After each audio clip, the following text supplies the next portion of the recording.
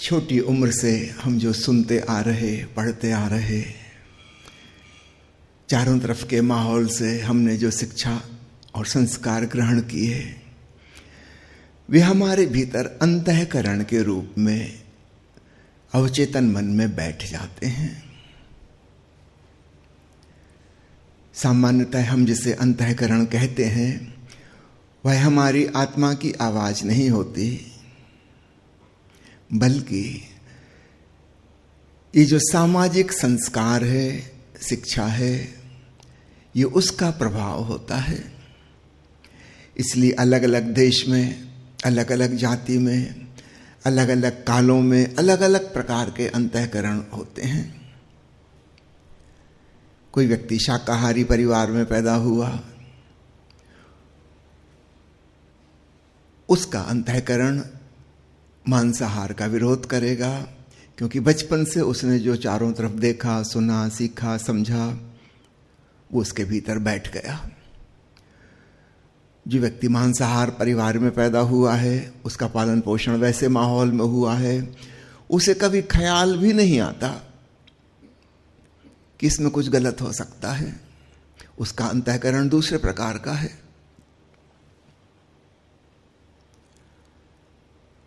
कुछ समाज ऐसे हैं जहां चोरी करना एक सद्गुण के रूप में है। जब कोई अपनी बेटी के लिए लड़का ढूंढता है तो पूछते हैं कितनी चोरी की बेटे ने आपके, जेल गया कि नहीं गया। अगर वो चोरी कर ही नहीं सकता तो फिर कैसे जीवन यापन करेगा, हमारी बेटी को कैसे पालेगा, पोसेगा।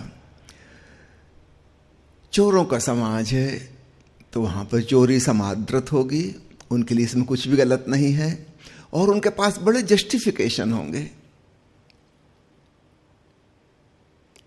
साम्यवादी सरकार बड़े स्तर पे जो करती है, चोर डकैत उसी चीज को छोटे तल पे कर रहे हैं। उनके पास उतनी ताकत नहीं है कि पूरे देश की अर्थव्यवस्था पलट सकें, गरीब अमीर का भेद मिटा सकें, तो अपने तल पे जितनी अपनी औकात है उतना भेद मिटाते रहते हैं। उनके अपने आदर्श होंगे, उस आदर्श का पालन कर रहे हैं। उनके अंतःकरण में इसमें कुछ भी गलत नहीं है। वो एक प्रवचन में बताते हैं कि उनका कोई मित्र अफगानिस्तान गया था, तो शाम को वो टहलने जाने लगा, तो जिनके घर में वो मेहमान था, उस घर के जो मेजबान थे, होस्ट, वो कहने लगे कि शाम को मत जाइएगा, अपने बच्चे जो हैं वो गोली चलाना सीखते हैं, तो मुश्किल है जिंदा वापस लौटना। उसने इतने कैजुअल ढंग से कही ये बात कि इनको भरोसा नहीं आया कि अपने बच्चे निशाना लगाना सीखते हैं, बंदूक चलाते हैं शाम को। बिल्कुल सामान्य बात। तो इसने कहा हद हो गई, किसी पर भी गोली चला देंगे। बोले हाँ, नहीं तो सीखेंगे कहां, कैसे सीखेंगे? अस्त्र शस्त्र विद्या तो आनी ही चाहिए। इसने कहा कि हमारे देश में तो एक टारगेट बनाते हैं, लकड़ी का बोर्ड, उस पर निशान लगाते हैं, फिर उस पर गोली चलाने का निशाना लगाते हैं। वो आदमी खूब हंसने लगा, अफगानी। उसने कहा हद हो गई, कैसे मूर्ख हैं। व्यावहारिक जीवन में तो ये कभी काम नहीं आएगा। यहां तो चलते हुए आदमी पे, भागते हुए आदमी पे, चलती हुई कारों पे गोली चलानी होगी। वो लकड़ी के बोर्ड पे गोली चलाने का सीखने से क्या मतलब? तो वहां तो शाम होती और लड़के बच्चे फुर्सत में हो गए, बंदूकें लेकर सब निकल आते हैं और चलती गाड़ियों पर निशाना साधते हैं, क्योंकि अंत में तो ये काम आएगा। और इसको कोई बुरा नहीं मानता। 25-50 आदमी रोज मर जाते हैं, मगर सैकड़ों बच्चे ट्रेंड हो जाते हैं इसी प्रकार।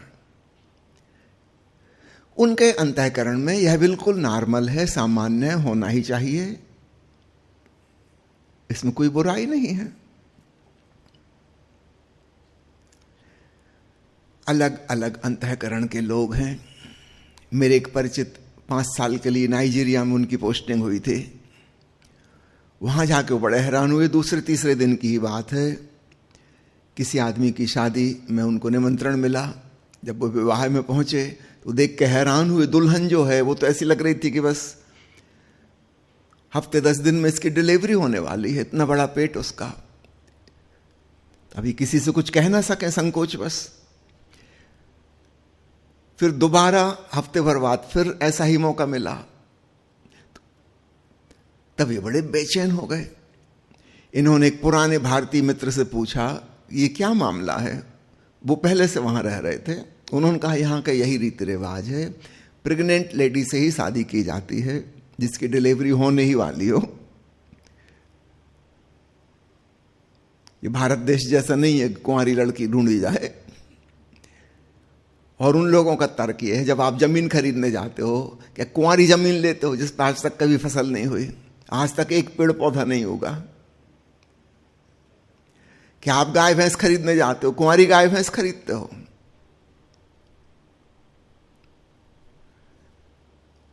तो विवाह करने जा रहे हो, पहले पक्का तो हो कि उपजाऊ भूमि है। उनका तर्क बिल्कुल ठीक है। जब उन लोगों को पता चला कि कुंवारी लड़की से शादी करते हैं भारत में, लोग खूब हंसे।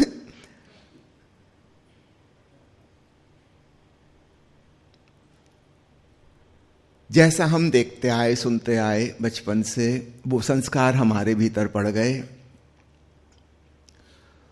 उसको हम अंतःकरण कहते हैं। उसके खिलाफ जब कुछ होता है तो हमारे भीतर से आवाज आती कि गलत है।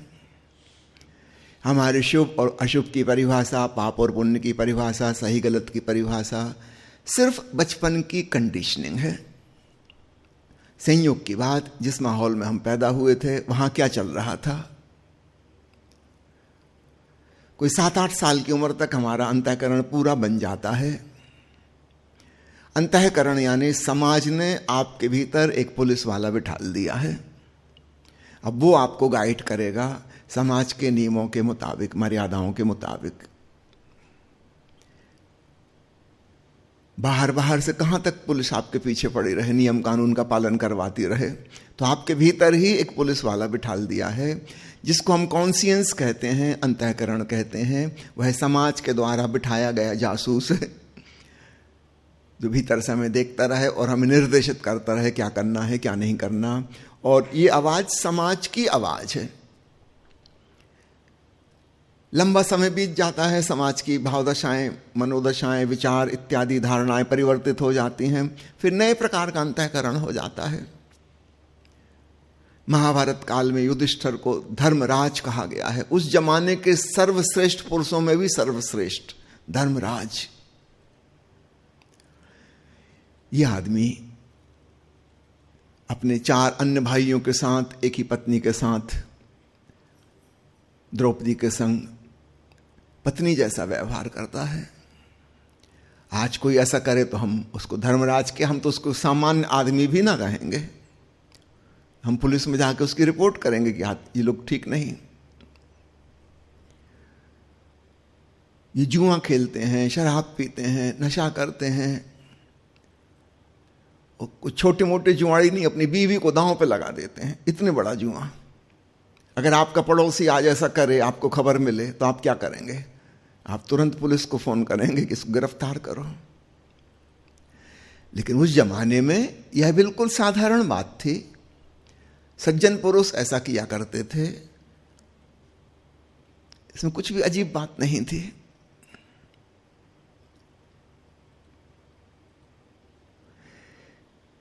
आज से 150 साल पहले चीन में कोई अपनी पत्नी को मार डाले, हत्या कर दे, इस पर कोई जुर्म नहीं होता था। पत्नी तो सामान की तरह है, वस्तु की तरह है, उसमें कोई आत्मा नहीं होती। चीन में ऐसी मान्यता थी कि स्त्रियों में आत्मा नहीं होती, सिर्फ पुरुषों में आत्मा होती है। तो जैसे आपने एक कुर्सी खरीदी, फिर आप ऊब गए, आपने एक दिन कुर्सी तोड़ के फेंक दी, दूसरी कुर्सी ले आए, तो इसमें कुछ गलत नहीं है। ऐसी ही पत्नी की धारणा थी चीन में, हजारों साल से ऐसी धारणा थी। सब लोग उससे सहमत थे।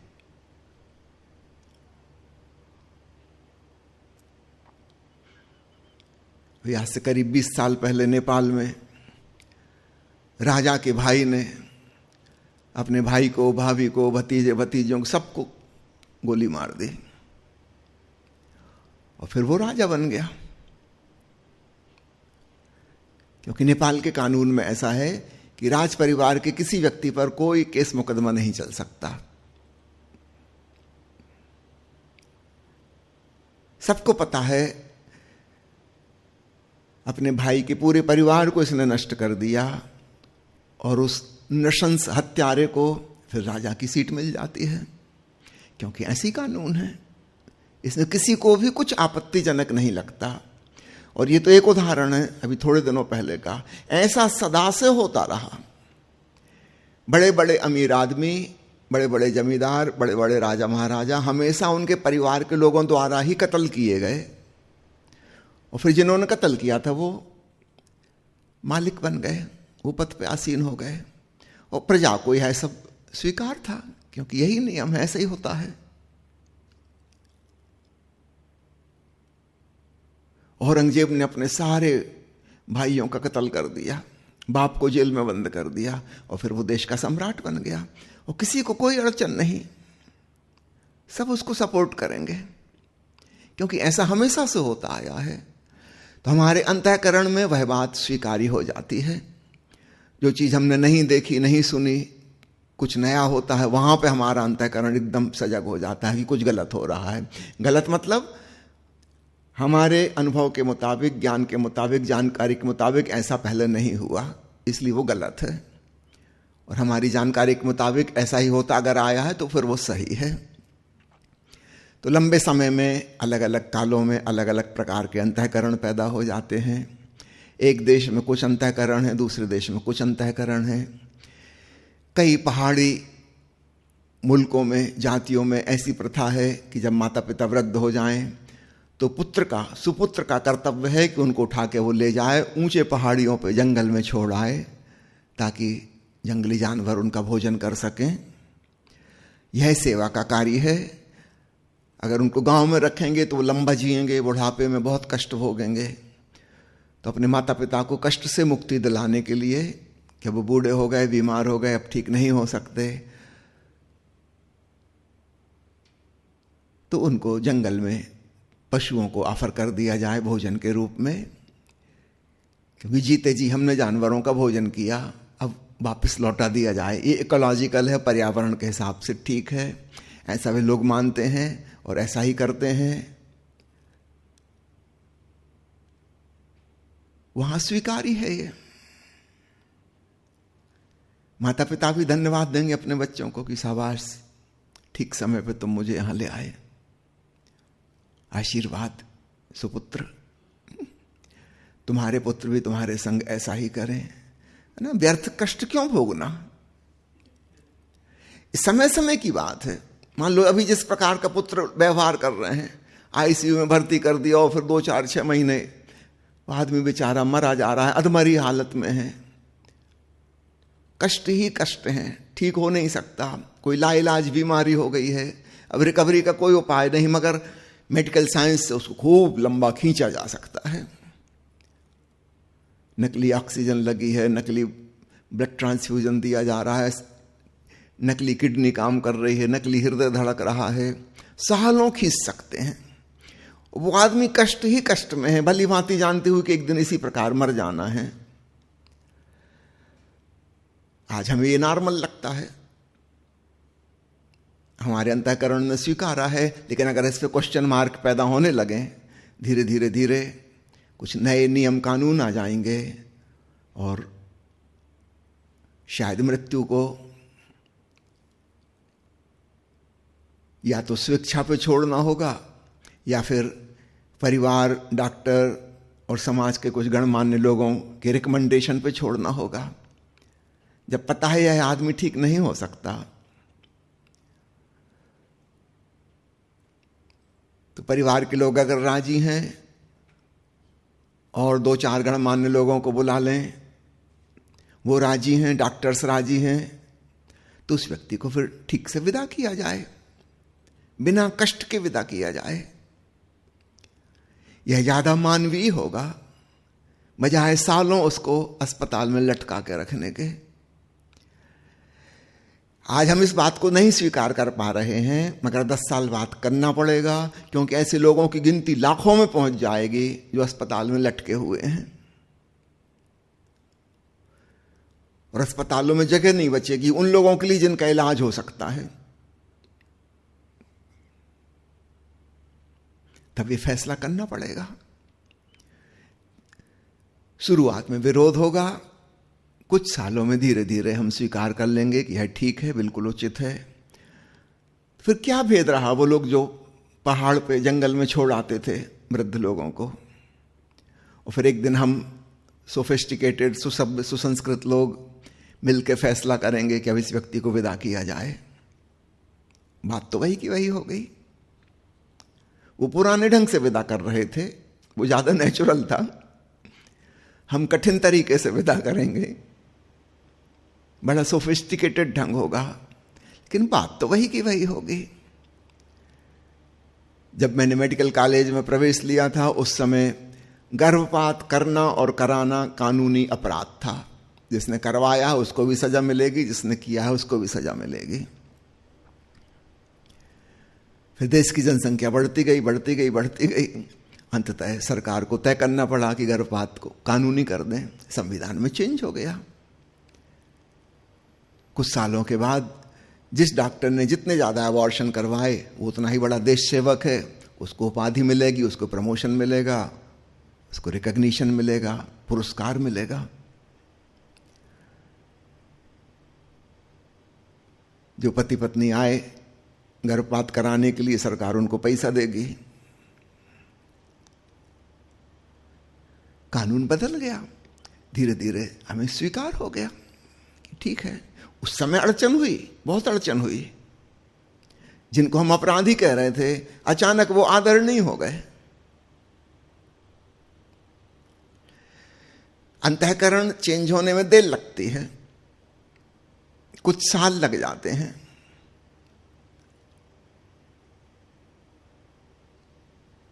उसका नाम बदल दिया, गर्भपात की जगह उसका नाम सफाई हो गया। एक नेगेटिव टर्म की जगह एक पॉजिटिव टर्म सफाई। नाम बदलने में हमारे देश में हम लोग बहुत होशियार हैं। खराब से खराब चीज का अच्छे से अच्छा नाम रख के हम उसको बिल्कुल ढांक देते हैं, छुपा देते हैं कि पीछे क्या चल रहा है।